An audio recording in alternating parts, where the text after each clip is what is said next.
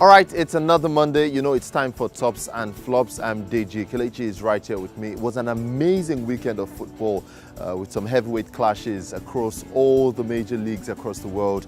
Well, we had our problems as far as our against all odds prediction was concerned. But then we're here to tell you some of the players and clubs, maybe coaches and referees who did well and those who didn't do so well. Kelechi, let's start with our flops. Atletico Madrid, the biggest game in Spain this weekend was the derby, the last derby at the Calderon, and they did not turn up. They did not turn up.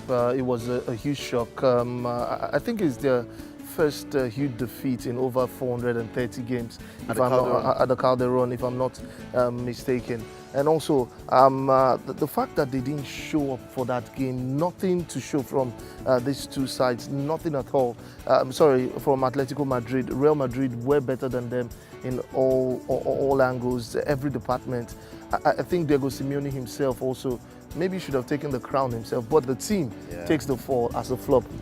The third defeat for Atletico Madrid so far in La Liga this season, and they're now 9 points behind Real Madrid, not where they want to be. Kelechi, let's talk about Sassuolo. Well, now their fourth straight defeat in Serie A, but then this time it was spectacularly, shambolic, because we're leading by 2-0 against Sampdoria with 6 minutes to go. And with 6 minutes to go, you feel a side like Sassuolo, who are also representing the Serie A in the Europa League, would be defensive enough to keep that alone. Now losing by 3-2, it's one that you would look back to yourself and say, how did that happen? How did it fall apart for Sassuolo? I don't know what's happening to this team. Don't forget, they stopped AC Milan from making it to the Europa League last season. But this season, they've been a poor side, and I think they deserve to be a flop. Just to be sure, they were leading 2-1 with 2 minutes of normal time to play. Sassuolo in that game, very bad. And then our final flop, Kelechi, we just thought Roger East had to give that penalty. Callum Wilson was hacked. It was an agricultural tackle. And Roger East just said, no, nothing. And the arguments would continue about the inconsistency of most of these referees, especially when you look at how it plays out in the Premier League and the La Liga. The referees, today you see one give a call, tomorrow another referee won't give it. And I think that was a huge call. Yes, Bournemouth went on to win that game, but against the Stoke City at the Britannia Stadium, you want to have the referee be at his top, and he wasn't. It was a huge flop. Absolutely. For me. Yeah, and Stoke City got a funny penalty. And the Mariner just also did not make this list, because I think also he wasn't at his best against in the Man U Arsenal game too. All right, let's leave our flops and look at the tops. We'll start with a side that has been making it. They've been making it for what?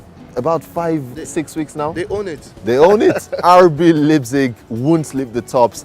And this weekend, they just took it to another level, like topping the tops by topping the Bundesliga. That's what they did. They just made sure that we could not look aside from them.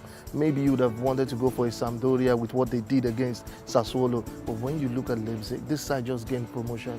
I think they are really letting people understand that when you spend right, and when you let money come into your football team, you do well.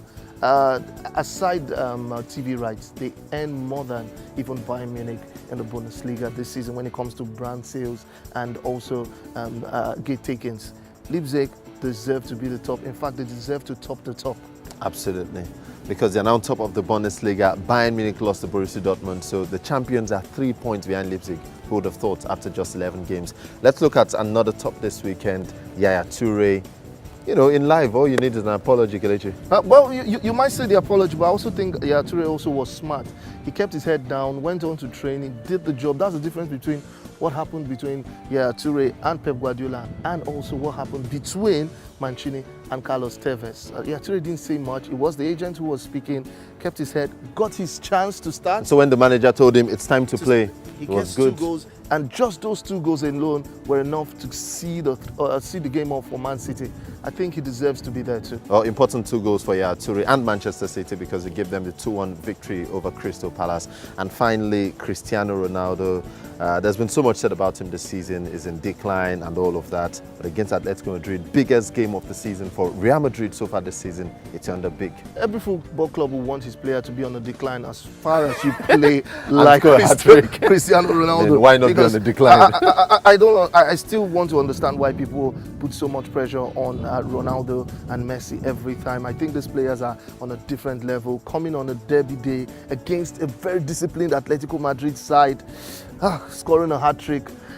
Cristiano Ronaldo should be the king of the tops. Yeah, now joint top scorer with 8 goals. Cristiano Ronaldo, Messi and Suarez on 8 goals. And so we are on a decline as far as our predictions are concerned. Oh, hopefully. We need Ronaldo. Yeah, we need Ronaldo. All right, we'll leave you with predictions in the Champions League and in the Europa League as well. Go out there and make some cool cash for yourself. Remember to subscribe, Tregong TV. We are also on YouTube, Twitter and on Facebook at Tregong TV.